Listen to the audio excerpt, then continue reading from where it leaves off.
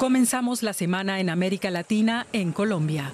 La Fiscalía General ordenó la detención de 5 miembros de la cúpula del ELN tras los atentados contra infraestructuras, quema de vehículos y hostigamiento que se registraron durante el paro armado declarado por esta guerrilla. Se les acusa también por reclutamiento infantil y el asesinato de 3 reinsertados de las FARC. El gobierno de Juan Manuel Santos condenó los hechos y afirmó que, dada la violencia, será muy difícil que reanuden las negociaciones de paz con el grupo guerrillero.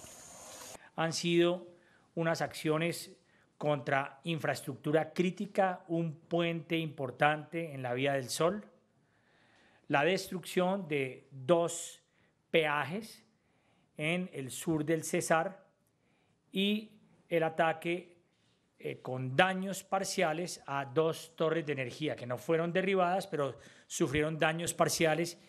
El general Mejía aseguró que el ELN utiliza a ciudadanos venezolanos para ejecutar sus atentados, quienes serían reclutados tras llegar a Colombia huyendo de la crisis. Las autoridades colombianas también creen que los máximos líderes del ELN están en Venezuela, razón por la que no pueden iniciar operativos de búsqueda contra ellos. Por su parte, la Fiscalía venezolana asegura que tales denuncias pretenden justificar una inminente invasión ordenada desde Bogotá.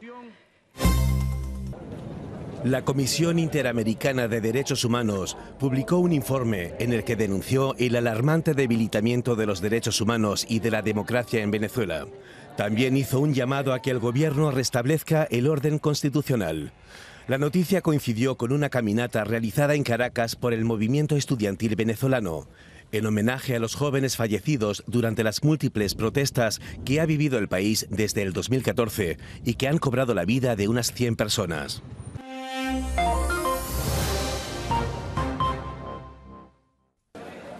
Fuerte presencia policial y militar en Cúcuta, el paso fronterizo más empleado por los venezolanos estos días hacia Colombia. Pero la frontera de Colombia con Venezuela supera los 2.200 kilómetros y solo tiene 7 pasos fronterizos. Así que muchos venezolanos intentan cruzar de forma ilegal. Las fuerzas colombianas controlan ahora especialmente trochas por las que los venezolanos tratan de llegar a Colombia. Puntos que en otras ocasiones, cuando las relaciones entre ambos países eran mejores, se acordaban mutuamente. Y es que el refuerzo de la presencia militar en la frontera, tanto en Colombia como en Brasil, sumado a las presiones a Venezuela para que modifique el calendario electoral, hacen que el gobierno venezolano siga alimentando los rumores de una intervención militar extranjera, algo que la canciller colombiana descartaba desde Lima. Tenemos suficientes problemas en Colombia, en los cuales nos estamos ocupando para pensar en una intervención militar en Venezuela. Jamás lo hemos pensado. Cada vez que van los funcionarios americanos a Colombia, en Venezuela reaccionan en vez de preocuparse realmente por su situación interna y por lo que están viviendo, que desde Colombia estemos preparando algo en ese sentido. Más allá de reforzar la seguridad en la frontera, Colombia ha vuelto a reiterar la necesidad de ayuda internacional para poder atender a los miles de venezolanos que ya están en Colombia y a los que seguirán llegando. Según la Oficina Colombiana de Migraciones, ya hay en el país más de 500.000 de venezolanos. El flujo migratorio desde Venezuela aumentó en 2017 en un 110%. Al menos 2 personas fallecieron y otras 10 resultaron heridas en una explosión registrada el martes en Oruro. 3 personas fueron detenidas en relación con la investigación de las causas del suceso, informó una fuente oficial. Esta segunda explosión se produjo en el mismo sector donde el sábado pasado murieron 8 personas por la detonación de una garrafa de gas durante la celebración del Carnaval de Oruro. El presidente Morales ordenó una investigación para establecer las causas y envió sus condolencias a los familiares de las víctimas. Álvaro Colom, expresidente de Guatemala, fue detenido por miembros de la fuerza pública este martes, acusado de fraude en el caso Transurbano, el modelo de transporte público implementado durante su gobierno entre el 2008 y 2012. El expresidente defendió su inocencia. Yo confío en lo que hicimos, eran los correctos. Si es Transurbano, quiero que se recuerda la matanza de choferes que había. El subsidio no era transparente y por medio del programa Transurbano se logró transparentar. La Comisión Internacional contra la Impunidad en Guatemala y el Ministerio Público presentaron las pruebas del caso de corrupción en el sistema de transporte transurbano. La Fiscalía afirmó que Álvaro Colom intervino de manera personal e institucional para facilitar el procedimiento fraudulento de creación del acuerdo.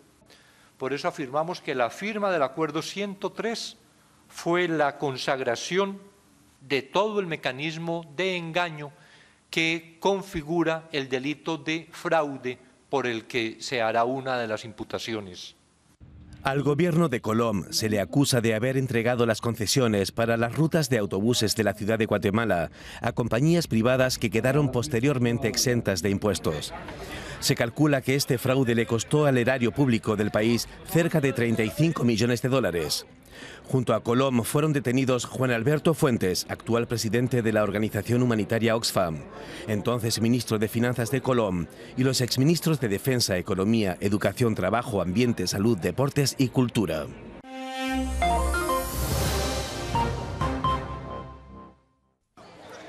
El expresidente panameño Ricardo Martinelli vio frustrada su libertad bajo fianza por una moción de la Fiscalía estadounidense.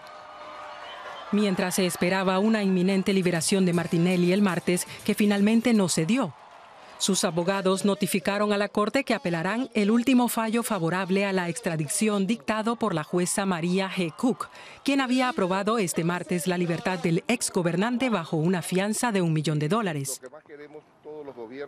Martinelli es solicitado en extradición en su país por espionaje y malversación de fondos públicos durante su periodo de gobierno entre el 2009 y 2014. Porque, como ustedes bien saben, se están construyendo una enorme cantidad de barcos.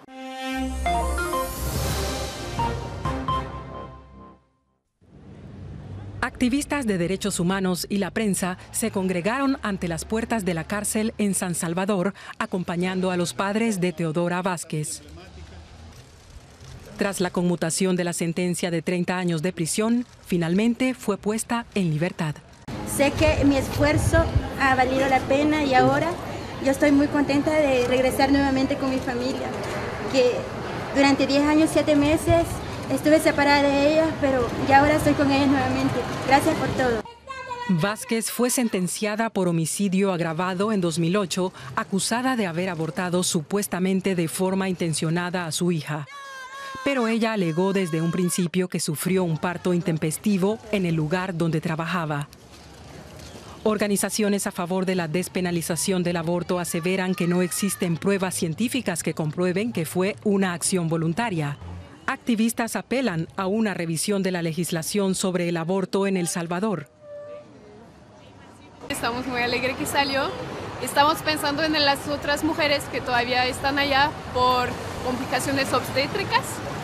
Entonces estamos muy preocupados por ellas también, ¿no? Porque no es solo Teodora, son ya más de 27 mujeres ahora. Se trata de mujeres que cumplen penas de entre 6 y 35 años por el delito de homicidio agravado vinculado al aborto. Protestas en Argentina en apoyo a la huelga general de empleados estatales. Rechazan los despidos masivos en el sector público, los cierres de fábricas, las medidas de ajuste y las reformas laboral y de las pensiones que impulsa el gobierno de Mauricio Macri. Solo en lo que va de año, 3.000 trabajadores del Estado perdieron sus empleos. En 2016, esta cifra fue de 15.000 y ascendió a 35.000 en provincias y municipios. El presidente de Venezuela afirmó que asistirá a la Cumbre de las Américas a pesar de que Perú le haya retirado la invitación. ¿No me quieren ver en Lima? Me van a ver, porque llueva, truene o relampaguee, por aire, tierra o mar, llegaré a la Cumbre de las Américas con la verdad de la patria de Simón Bolívar y de Antonio José de Sucre. Allí llegará la verdad de Venezuela a la Cumbre de las Américas.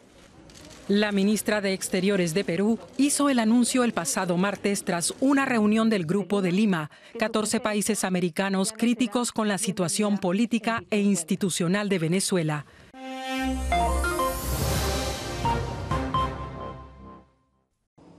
Con esta firma, Temer le da el poder al ejército para hacer frente a la incontenible escalada de violencia en Río de Janeiro, en principio hasta el 31 de diciembre. El presidente brasileño asegura que el crimen organizado tomó el control de la ciudad. Es una metástasis que se propaga por el país y amenaza la tranquilidad de nuestro pueblo.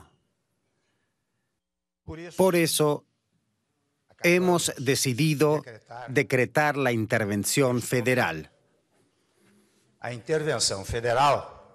La decisión de Temer se produce tras un carnaval manchado por escenas de violencia que dieron la vuelta al mundo con las autoridades incapaces de reaccionar.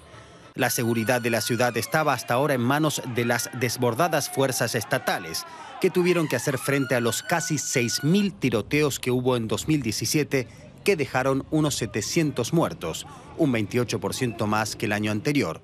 Temer eligió a un general de confianza para comandar la operación en Río, Walter Sousa Braga Neto, responsable de seguridad durante los Juegos Olímpicos de 2016, organizará a los militares y a los distintos cuerpos de la policía estatal. Nuestra idea es fortalecer el sistema de seguridad de Río de Janeiro para actuar como se merece la población carioca. Eso es todo.